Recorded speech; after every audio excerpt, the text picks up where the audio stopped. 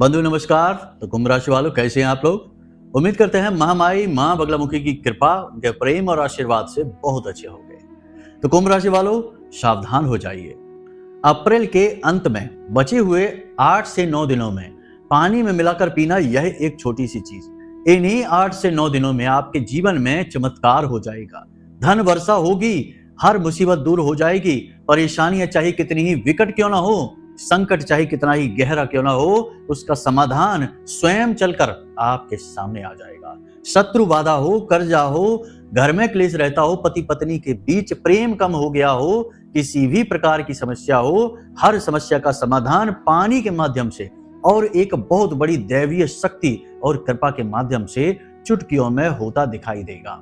महीने के अंत में आपको इस उपाय को करना बेहद आवश्यक है, क्योंकि ये ग्रहों की दशाओं के अनुकूल है और बदलती हुई परिस्थितियां और ग्रह दशाएं इस बात का संकेत कर रही हैं कि आप इस उपाय और क्रिया को करें। इसी के साथ साथ हम कार्यक्रम में आपको बताएंगे कि क्यों इंसान लाख प्रयास करने के बाद भी, चरित्र का अच्छा होते हुए, पूजा पाठ धर्म कर्म का कार्य करने के बाद भी और कोई भी नकारात्मक गतिविधियों में शामिल नहीं होता, इसके बाद भी कामयाब क्यों नहीं होता, खुशियां उसके घर में क्यों नहीं आती हैं, क्यों दुख उसके जीवन में लगातार बना ही रहता है। अक्सर यही देखा जाता है कि जो लोग बड़े चालाक टाइप के होते हैं, सातिर टाइप के होते हैं, वे लोग तो बड़े खुश दिखाई देते हैं, जिंदगी में उनके आनंद रहता है, खुशियां रहती हैं। लेकिन जो लोग सीधे साधे हैं, भोले भाले हैं, गलत कार्यों में भी नहीं डूबे हैं, भगवान की भक्ति भी करते हैं, पूजा पाठ भी करते हैं, वे लोग ही हमेशा परेशान दिखाई देते हैं। इसका कारण क्या है, ज्योतिष इस विषय में क्या कहता है और शास्त्र क्या कहते हैं, सब कुछ आपको विस्तार से बताएंगे। इसी के साथ साथ, जैसा कि हमने पिछले कार्यक्रम में आपसे वादा किया था, इस कार्यक्रम में आपको हम बताएंगे कि ऐसा महाशक्तिशाली उपाय जिसे अटूट धन संपत्ति की वर्षा कराने वाला उपाय कहा जाता है, शास्त्रों में गुप्त है, प्राचीन है, कोई भी इसके विषय में आज के समय में चर्चा करता दिखाई नहीं देगा। या तो लोग इसके विषय में जानते ही नहीं है क्योंकि यह गुप्त है, और जो जानते हैं वे चुपचाप इसको सीक्रेट बनाकर रखते हैं, खुद प्रयोग करते हैं और अपने जो पैसा देते हैं उन लोगों को, ग्राहकों को बताते हैं, क्योंकि इन चीजों में ग्राहकी बहुत होती है। लोग मन माना पैसा वसूलते हैं इन चीजों के लिए, क्योंकि ये चीजें कार्य करती ही करती हैं, 100% करती हैं। तो हम आज आपको उस एक क्रिया, उस एक उपाय को बताने वाले हैं। अब कुछ लोग कुतर्की यहाँ पर ये कहेंगे कि आप खुद ही क्यों नहीं कर लेते इस उपाय को, वीडियो बनाने की आपको क्या जरूरत है, आप उपाय करिए, करोड़पति हो जाइए, धन वर्षा करा लीजिए।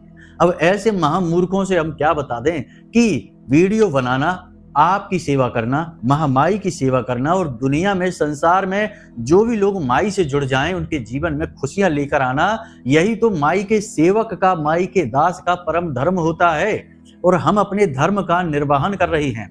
ऐसे तो भगवान श्री कृष्ण के लिए महाभारत युद्ध जीतना कौन सी बड़ी बात थी, संसार ही उनके चरणों में है।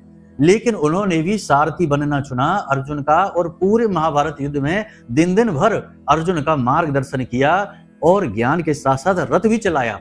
अब कोई महामूर्ख कृष्ण भगवान से कहे कि तुम कैसे भगवान हो, तुम्हें अगर भगवान होते तो तुम्हें ये सब करने की क्या जरूरत है, तुम तो चुटकी बजाओ, सब चीजें तुम्हारी जीवन में, खुशियों में, चरणों में आ जाएंगी, तो तुम्हें क्या जरूरत, तुम तो भगवान नहीं हो, नकली भगवान हो।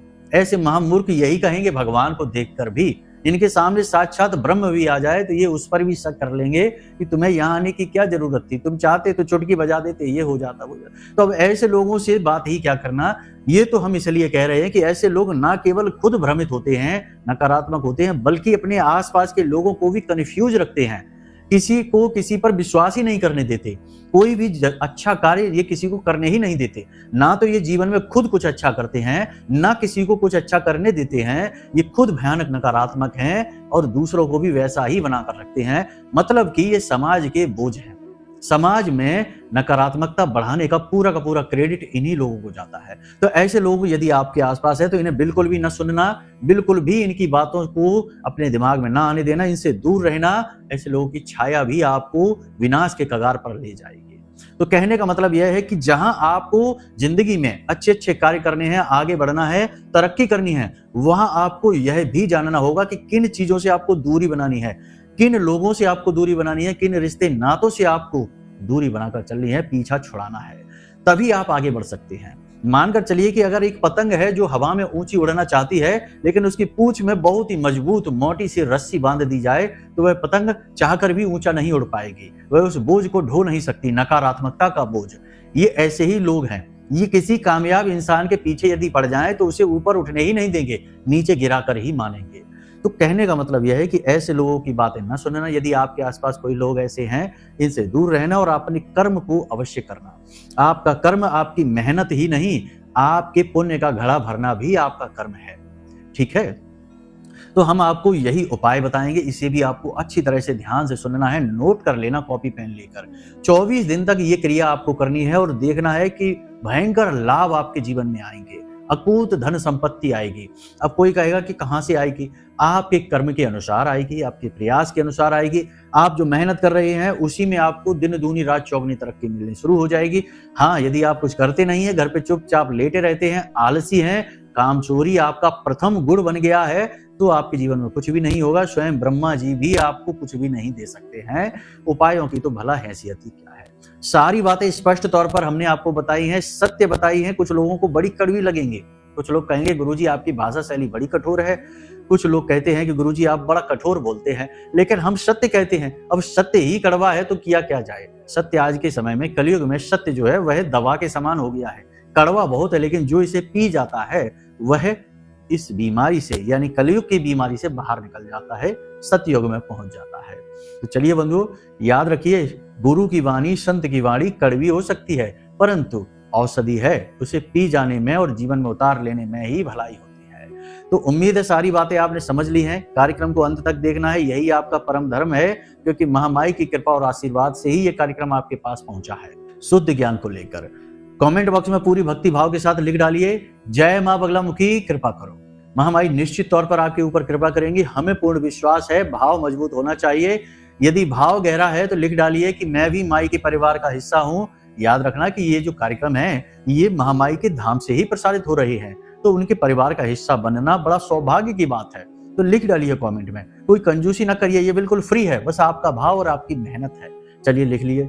अब चलिए अपने मूल विषय पर आते हैं, ध्यान से सुनिए सारी बातें। प्यारे मित्रों, हमारे अत्यंत प्रिय और परम पूज्य अमिताचार्य जी के पास माँ बगलामुखी और माँ भद्रकाली की साधनाओं का वर्षों का अनुभव है और माता रानी की इनके ऊपर पूर्ण कृपा और सिद्धि है। आचार्य जी ने अपने सटीक कुंडली विश्लेषण और श्रेष्ठतम उपायों के माध्यम से हजारों लोगों के जीवन को खुशियों से भरा है। आचार्य जी का कुंडली विश्लेषण और उपाय करवाने का तरीका इतना अद्भुत है कि जीवन के हर एक दुख और कष्ट का कारण जड़ से ही समाप्त हो जाता है।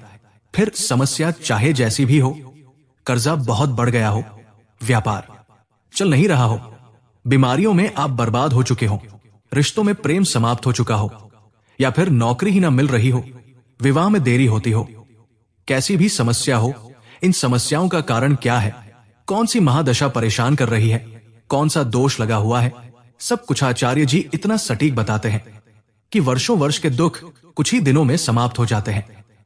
अगर आपके जीवन में भी कोई ऐसी संकट की घड़ी है तो यही सही समय है जब आप पूज्य आचार्य जी के हाथों से अपनी कुंडली का विश्लेषण करवाएं और वर्षों से चल रहे दुखों और संकटों के इस चक्र से बाहर निकल जाए। प्यारे मित्रों, अभी वीडियो में दिए गए नंबरों पर फोन करिए और अपनी कुंडली का श्रेष्ठतम आकलन करवा डालिए। जिंदगी बदलने का ये सबसे बड़ा मौका हाथ से मत जाने दीजिएगा। जय माई की, महामाई आपका कल्याण करे। ऐसा क्यों होता है कि जो इंसान मेहनत कर रहा है, दिन रात प्रयास कर रहा है, सच्चा है, अच्छा है, भोला भाला है और भगवान का भजन पूजा पाठ भी करता है जितनी उसकी सामर्थ्य उतनी, फिर भी वह दुखी रहता है कोई गलत कार्य न करते हुए भी, तो इससे क्या होता है? इससे ये पता चलता है कि वह इंसान सब कुछ अच्छा कर रहा है, लेकिन एक नजर में देखने में तो ऐसा लगता है जैसे कि घोर कलयुग है, अच्छे लोग दुखी हैं और बुरे लोग सुखी हैं। लेकिन एक बात ध्यान से समझिए कि ये जो संसार है, कलयुग जो है, यह कर्म प्रधान है। मतलब कहने का यह है कि आप क्या कर रहे हैं उसका आपको फल मिलेगा ही मिलेगा, अपने कर्म। अब यहाँ पर देखिए, आप अच्छे कर्म तो कर रहे हैं, बहुत अच्छी बात है, लेकिन याद रखना कि ये कलयुग है, ठीक है? कलयुग में भगवान राम बनकर जीना बड़ा कठिन है, बहुत दुखदाई है। कृष्ण बन के जीना बहुत जरूरी है और इसी से उद्धार होता है। भगवान राम के बाद भगवान श्री कृष्ण का जो अवतार आया, तो भगवान श्री कृष्ण ने ये सिखाया कि किस तरह कलयुग में जीना है। थोड़ी चालाकी, थोड़ी होशियारी और अपनों के ही बीच छुपे हुए शत्रुओं को पहचानने की कला आपके अंदर होनी चाहिए। ना कहने का गुण आपके अंदर होना चाहिए। कुछ चीजें ऐसी हैं जिनमें आपको बिल्कुल भी लापरवाही नहीं बरतनी चाहिए। विश्वास हमेशा नकारात्मक लोगों पर यदि आप करेंगे तो धोखा खाएंगे। नकारात्मक लोग अपनों में ही छुपे होंगे। याद रखना कि विश्वासघात हमेशा अपनों के द्वारा ही किया जाता है। पराया भला क्या विश्वासघात करेगा।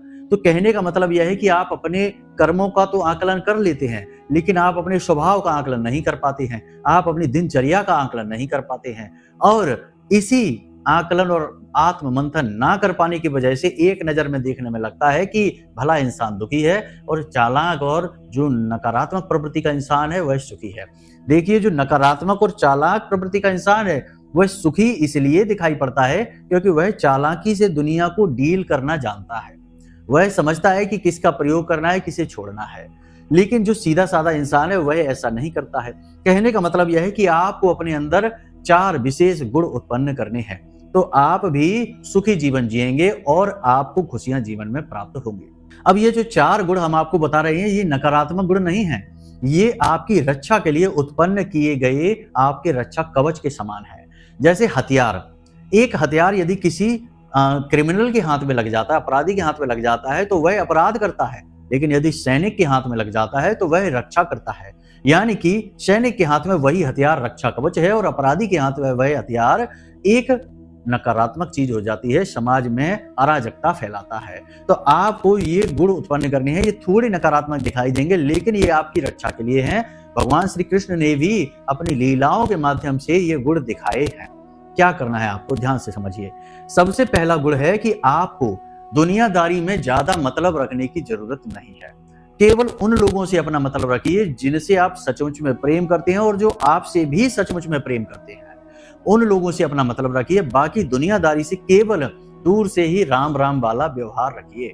ज्यादा उनसे नजदीक जाएंगे, ज्यादा उनके नजदीक पहुंचकर अपने भेद खोलेंगे, उनसे जुड़ने की कोशिश करेंगे, लोग आपका दुरुपयोग कर ही लेंगे। याद रखना कि इस संसार में आज के समय में लोग रिश्ता बनाते ही तब हैं जब उन्हें आपके अंदर कोई फायदा दिखाई देता है। अगर आपके अंदर कोई फायदा नहीं है तो लोग गहरे से गहरे रिश्ते में भी रुचि नहीं लेते हैं। तो आपकी यदि कोई अचानक से नजदीक आने लग गया, आपसे मीठी मीठी बातें करने लग गया, रोज आपके हालचाल लेने लग गया, अचानक से यह होता है तो सतर्क हो जाइए। कल को आपसे कुछ ना कुछ ऐसी चीज मांग बैठेगा जो आप दे देंगे तो आपका तो नुकसान होगा, उसका लाभ होगा। तो ये चालाकी आपके अंदर होनी चाहिए दुनियादारी के बीच में कि किससे रिश्ता रखना है और किससे सिर्फ दूर से राम राम करनी है। ये बहुत जरूरी है, यहाँ आप धोखा खा जाते हैं। दूसरा गुण आपके अंदर होना चाहिए कि आप विश्वास, अपनों और परायों के बीच भेद ना कर पाने की वजह से गलत इंसान पर विश्वास कर बैठते हैं, बाद में धोखा खा जाते हैं। फिर कहते हैं कि हमारे पार्टनर ने हमारे साथ धोखा किया, हमारे भाई ने हमारे साथ धोखा कर दिया, हमारे परिवार में हमारे साथ धोखा हो गया। हमेशा याद रखना, धोखा और विश्वासघात अपने ही करते हैं, पराये नहीं करते हैं। इतिहास उठाकर देख लीजिए, चाहे रामायण हो चाहे महाभारत हो, हर जगह जब जब धोखा हुआ है अपनों के द्वारा ही हुआ है। तो अपनों के बीच छिपे हुए शत्रुओं को बड़ी चालाकी से पहचानना है। उनसे लड़ना झगड़ना नहीं है, बस उनसे उतना ही संबंध रखना है जितने में आपकी हानि ना हो सके। तीसरा गुण आपको अपने अंदर पैदा करना है कि ना कहना सीखना है।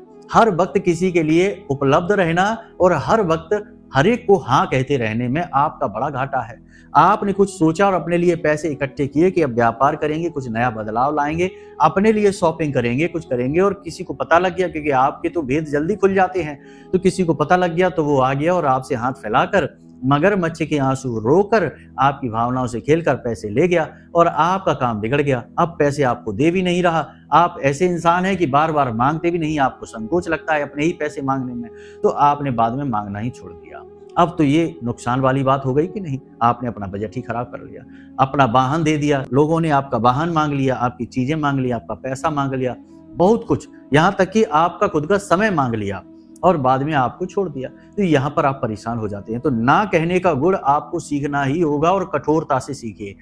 बिल्कुल मत डरिए कि इससे आपके अपने नाराज हो जाएंगे। आप जैसे इस संसार में रहेंगे वैसा ही ये संसार आपको स्वीकार कर लेगा। तो जो चीज आपको पसंद नहीं है उसके लिए साफ ना कह दो कि मुझे ये बिल्कुल पसंद नहीं है, मैं पैसे नहीं दे सकता, किसी कीमत पर नहीं दूंगा, मैं अपना वाहन नहीं दे सकता, अपनी गाड़ी नहीं दे सकता, अपना मोबाइल फोन नहीं दे सकता, अपने जूते चप्पल कपड़े नहीं दे सकता किसी को प्रयोग करने के लिए, मेरा ये स्वभाव नहीं है। जब आप इस तरह व्यवहार करना शुरू करेंगे तो लोग आपको इसी तरह स्वीकार कर लेंगे, आपसे मांगेंगे ही नहीं, आप बड़ी मुसीबतों से बच जाएंगे। तो ये ना कहने का गुण आपको सीखना ही होगा। और चौथा गुण, थोड़ी बहुत दिखावेबाजी का अंश आपके अंदर है। ये कड़वी बात है, नकारात्मक है, लेकिन इसे स्वीकार कर लीजिए, ठंडे दिमाग से देखिए। जीवन में आपने अपने बहुत सारे ऐसे कार्य किए हैं जो दिखावेबाजी के चक्कर में रहे हैं और जिसकी वजह से आप बड़ी मुसीबतों में फंस गए। आपने जरूर से ज्यादा पैसा खर्च कर दिया दूसरों को इम्प्रेस करने के चक्कर में, दूसरों को दिखाने के चक्कर में, अपनी धाक जमाने के चक्कर में आपने ज्यादा पैसा खर्च कर दिया, ज्यादा बजट अपना बढ़ा दिया, नुकसान आपका हो गया। बाद में आपको तकलीफ हुई, परेशानी हुई, आपने बाद में ये बात समझ भी ली कि आपने गलती कर दी, यहाँ पर पैसा लगाकर ये खर्चा करके इसकी जरूरत नहीं थी, लेकिन दिखावेबाजी के चक्कर में आकर आप फिजूल खर्ची कर बैठे। तो ये चीज आपको नहीं करनी है, इससे भी आपको बचकर रहना, दिखावेबाजी से दूर रहना। हालांकि आप अपने इस दुर्गुण को जानते हैं अच्छी तरह से, लेकिन कभी कभी भावनाओं में बहकर आप ये कर जाते हैं, तो ये आपको नहीं करना है, इसके लिए सावधान रहना है। ठीक है, तो ये आपके हमने बता दिए हैं। वैसे तो और भी बहुत सारी बातें हैं, लेकिन फिर कार्यक्रम बहुत लंबा हो जाएगा।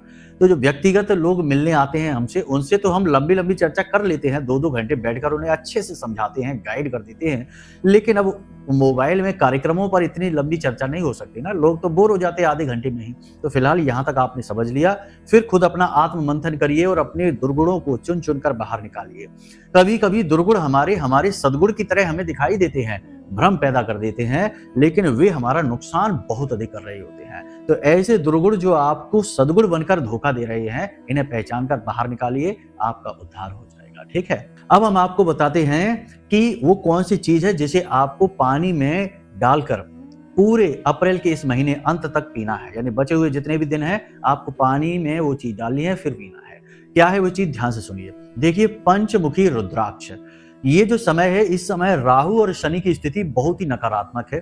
पिशाच योग है, हम कई बार बता चुके हैं, आपको पता ही है। पिशाच योग आपकी कुंडली में बना हुआ है। पिशाच यानी कि एक राक्षस, एक दैत्य।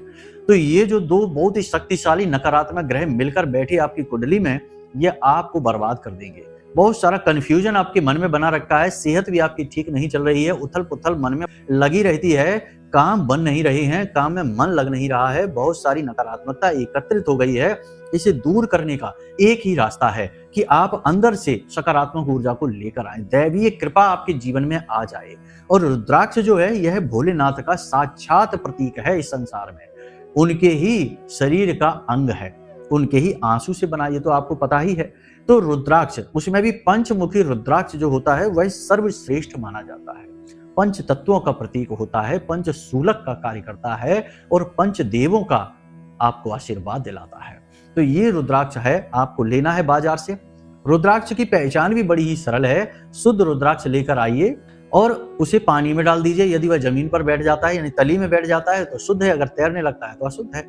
तो बड़ा ही सरल है पहचान। ज्यादा चमकदार नहीं होना चाहिए, ज्यादा चमचमाता हुआ शाइनिंग वाला है तो नकली है, कम चमक है, थोड़ा खराब सा दिखाई दे रहा है, यानी खराब का मतलब यह है कि चमक कम है उसमें, तो समझिए प्राकृतिक है। ठीक है, तो ये पहचान हो गई। अब इस रुद्राक्ष को आपको क्या करना है, रात्रि के समय तांबे का एक बर्तन लेना है, पात्र लेना है, उसमें आपको जल भरना है और उसमें आपको रुद्राक्ष डाल देना है। ठीक है, और थोड़ी सी हल्दी, एक चुटकी से भी कम, जरा सी हल्दी आपको डाल देनी है और इस पात्र को ढककर आपको रख देना। ढकने के लिए भी आप पीतल का या तांबे की प्लेट का प्रयोग करें, लोहे की स्टील की प्लेट नहीं। और इसे अपने सिरहाने रखकर सो जाएं।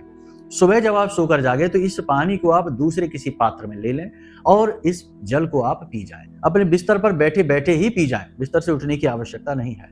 इस पात्र को जूठा ना करें, क्योंकि यह तांबे का पात्र होगा, तो तांबे का पात्र असल में दैवीय होता है, पूजा पाठ में प्रयोग होता है, तो इससे जल दूसरे पात्र में लेना। बेहतर होगा कि दूसरे पात्र में जिसमें आप जल लेंगे वह कांच का पात्र हो, स्टील का ना हो। ठीक है, लोहे का ना हो, स्टील का ना हो। तांबे का ही दूसरा पात्र हो सकता है, या कांच का हो सकता है, या पीतल का हो, लेकिन कांच का, पीतल का ठीक है, लेकिन लोहे का और स्टील का नहीं होना चाहिए। ठीक है, अब इस पानी को आप पी जाइए, आपका काम हो जाएगा। आपके अंदर पहले दिन से पॉजिटिव एनर्जी का चार्ज महसूस होगा। जो हमने आपको गुण बताए कि जो अभी नकारात्मकता चल रही है, जो कंफ्यूजन की स्थिति है, वह तुरंत प्रभाव से आपके शरीर से दूर भाग जाएगी। मन शांत हो जाएगा, मन अच्छा हो जाएगा, चीजें अच्छी लगनी शुरू हो जाएंगी, आसपास का वातावरण शुद्ध महसूस होगा और आपको देखने में बहुत कुछ पॉजिटिव दिखाई देगा आपके आसपास। ठीक है, तो ये उपाय है, इस क्रिया को आप करें अभी फिलहाल पूरे अप्रैल के महीने। फिर अप्रैल के बाद क्या करना है उसे हम आपको आगे कार्यक्रम में बताने वाले हैं। फिलहाल इतना आप करिए। अब बात करते हैं उस विशेष उपाय की जिसे हमने 24 दिन के लिए बोला था। अटूट धन संपत्ति की वर्षा कराने वाला विशेष उपाय। केवल धन संपत्ति नहीं, आपकी अन्य कोई मनोकामना है उसकी भी पूर्ति यह उपाय करवा सकता है। देवों के देव महादेव से जुड़ा हुआ यह उपाय है और महादेव ही ऐसे शक्ति हैं, ऐसे देवता हैं, ये यूं कहें कि ऐसी महापरम ऊर्जा है कि जो आपके दुर्भाग्य को सौभाग्य में बदल देते हैं, जो हर एक कष्ट को हटा सकते हैं। उनके पास काल से भी बड़ी शक्ति है, काल से भी ऊंची शक्तियां हैं, तभी तो उन्हें महाकाल कहा जाता है। तमाम मृत प्राय जीवों को और इंसानों को उन्होंने अमर बना दिया। मार्कंडेय ऋषि इसका सबसे बड़ा उदाहरण है। तो आपने यहां तक सारी बात समझ ली, अब ध्यान से समझिए उपाय को। आपको सोमवार के दिन से यह उपाय शुरू करना है, ठीक है, फिर लगातार 24 दिन तक ये उपाय जाएगा आपका। तो आपको क्या करना है कि एक कुंभ लेना है, कुंभ यानी कि मिट्टी का छोटा सा घड़ा। छोटा सा घड़ा आता है, ज्यादा बड़ा घड़ा ना लेना, छोटा घड़ा मिट्टी का, ठीक है। फिर उसी घड़े को आपको 24 दिन तक रिपीट करना है।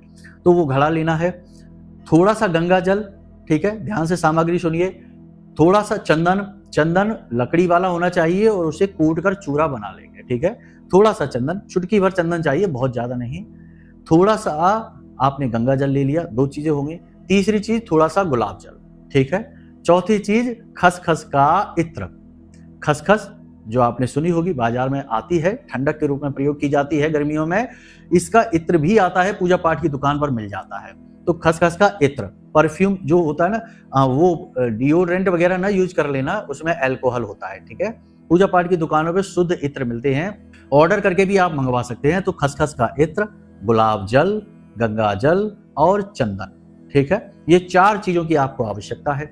आपको क्या करना है कि सोमवार के दिन, किसी भी सोमवार के दिन सुबह सुबह जागना है और गाय के घी का दीपक लेना है एक, ठीक है। और ये सामग्री जो है ना, थोड़ा सा जल भरना है उस पात्र में, कुंभ में।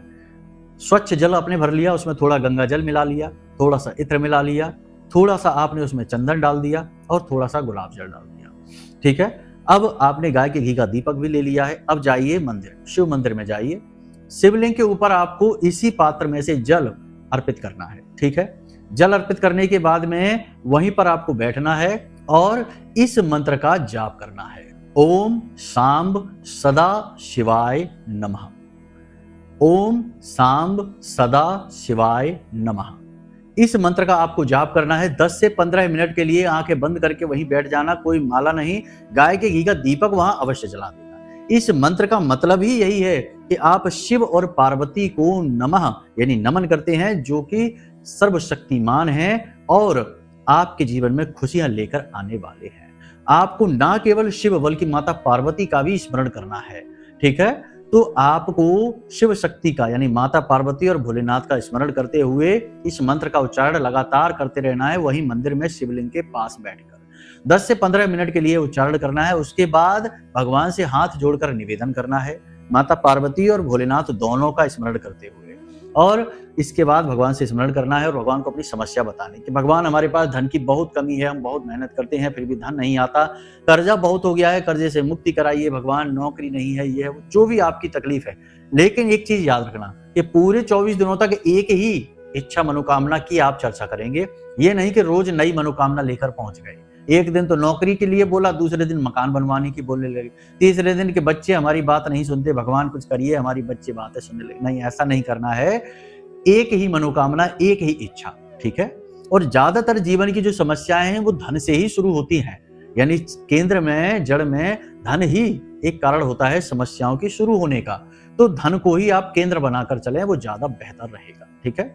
तो आपने यहां तक समझ लिया कि इस मंत्र का उच्चारण करना है और इस तरह से आपको करना है। सारी विधि आपको हमने विस्तार से बता दी है। पूरे 24 दिनों तक यह क्रिया आप लगातार करेंगे। 2, 4, 5 दिन से ही धन के आगमन के नए रास्ते बनने शुरू हो जाएंगे।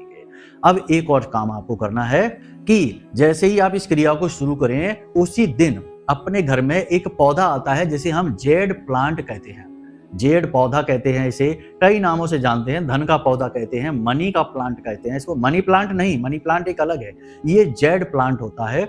इस पौधे को लाकर अपने घर की पूर्वी दिशा में लगा दें, ठीक है, ठीक पूर्व दिशा में इसको लगा दें। छत पर लगा सकते हैं, बालकनी में लगा सकते हैं, बरामदे में लगा सकते हैं, प्रकाश की ठीक ठाक व्यवस्था हो ऐसी जगह पर आप लगाएं। दूसरा कि रोज सुबह जागकर अपने दाहिनी हथेली पर 24 यानी 24 लिखें हरे पेन से और एक सर्किल बना दें, एक घेरा बना दें उसके आसपास। किसी और से भी आप लिखवा सकते हैं। 24 लिखें अपनी कलाई पर और एक सर्किल बना दें, हरे पेन से लिखना है आपको। बस ये 3 काम आप करिए और आप देखेंगे कि 2-4 दिनों में ही पैसा आपकी ओर ऐसे भाग कर आएगा जैसे कि चुंबक लोहे को खींचती है। आप खुद भी आश्चर्य में पड़ जाएंगे कि कैसे कैसे कहां से धन आपकी ओर आ रहा है, व्यापार कैसे कैसे उन्नति कर रहा है। बाकी देखिए, आपके सद्गुण, आपकी जो शुद्ध प्रवृत्ति है वह आपको और जल्दी लाभ दिलाएगी। देवी देवताओं में आपकी आस्था और विश्वास कितना है। कुतर्की वितर्की हैं, अधर्मी हैं और सिर्फ फॉर्मेलिटी के लिए उपाय कर रहे हैं तो शायद इसका फल ही प्राप्त ना हो, क्योंकि सारा का सारा खेल आपके भाव भावनाओं का है और सकारात्मक ऊर्जाओं का है। तो पहले आपको भगवान के लिए अपने मन में भाव उत्पन्न तो करना ही पड़ेगा। जब आप भगवान के सामने बैठें तो आपको आंखें बंद करके ये ध्यान करना है कि आपके सामने साक्षात भोलेनाथ और माता पार्वती विराजमान हैं और भोलेनाथ मुस्कुरा रहे हैं आपको देखकर। ऐसे हाथ जोड़कर निवेदन करना है उनसे कि माते पिता, हम बहुत परेशान हैं, क्या करें, मार्ग दिखाइए, इन तकलीफों से मुक्त करिए हमको, हमारी सहन शक्ति की अब सीमा आ चुकी है। बड़ा ही भाव के साथ निवेदन करिए। भूल जाइए सारे संसार को, दुनिया को, दुनियादारी को, सब भूल जाइए। आप और आपके भोलेनाथ आपके सामने हैं, माता बैठी हैं आपके सामने। बस इस भाव के साथ में निवेदन करिए। हम लिख कर देते हैं कि ये उपाय आपको इतना लाभ देगा कि जिंदगी में कभी आपको पहले हुआ नहीं होगा इतना लाभ, ठीक है। तो बस आपने उपाय समझ लिया, सारी क्रियाएं समझ ली, सारी सावधानियां समझ ली, आपको सारी बातें समझ में अच्छी तरीके से आ गई होंगी। बस इन बातों को अपने जीवन में उतारिए और खुद चमत्कार होते हुए देखिए। 24 दिनों तक फालतू में झूठ नहीं बोलना है, गप्पे नहीं हाँकनी है, नकारात्मक चीजों से, जुआ, शराब, सट्टेबाजी, वेश्यावृत्ति, मांसाहार, अंडे वगैरह, ये नकारात्मक चीजों से दूर रहना है, हमेशा ही दूर रहना है। ये चीजें तो बहुत ही खराब हैं, नीच हैं, लेकिन फिलहाल 24 दिनों के लिए तो दूर रहना ही। उसके बाद भी कर लेना तो फिर से ईश्वरी कृपा मांगनी पड़ेगी, तो जरूरत क्या है। छोड़िए इन चीजों से, किसका भला हुआ है जो आपका हो जाएगा। तो इंद्रियों का जो भोग है उससे थोड़ी दूरी बनाइए, प्रेम से रहिए, भक्ति के साथ रहिए, सात्विक रहिए, साधारण भोजन खाइए, ज्यादा मसालेदार भोजन नहीं खाना, सादा सिंपल भोजन खाइए और देखिए कि कैसे जीवन बदलता है, ऊर्जाएं बदलती हैं, चमत्कार होती हैं, ठीक है।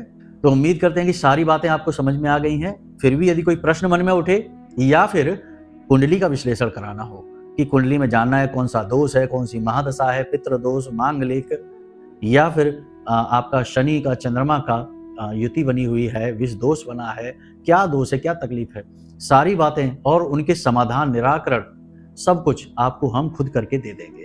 तो बस आप फोन करिए, सारी जानकारी ले लीजिए। तो हमेशा खुश रहिए, मुस्कुराते रहिए, सकारात्मक रहिए, महामाई पर अपनी आस्था और विश्वास बनाकर रखिए, क्योंकि आपका उद्धार तो महामाई ही करेंगे।